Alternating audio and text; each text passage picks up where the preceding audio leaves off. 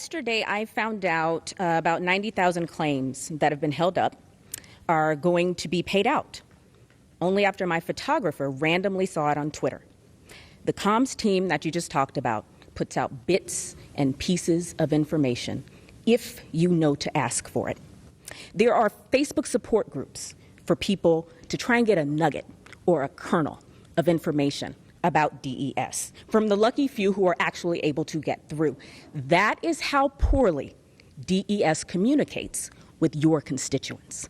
How can and will you fix that?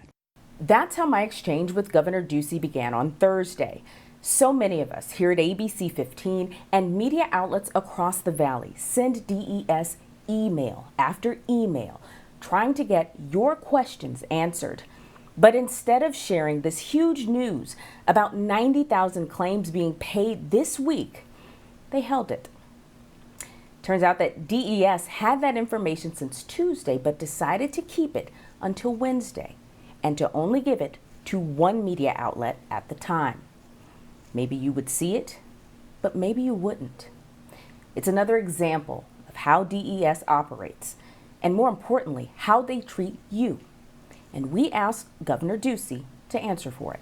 So what we've wanted to do is make certain that the dollars are available, both Arizona dollars and federal dollars, to go to people that have been displaced and not to these criminals that are trying to steal from the federal and state fisc. And they've resolved that, and that's part of the reason with the 90,000 claims that were being held up. That has been their priority. I know there's frustration in the press corps because your questions have not been answered. I know Patrick's been working double duty to get those answers. But at DES, their focus has been 100% on getting the dollars to Arizonans, not to returning reporters' calls. I'm going to tell you, the frustration is not just mine.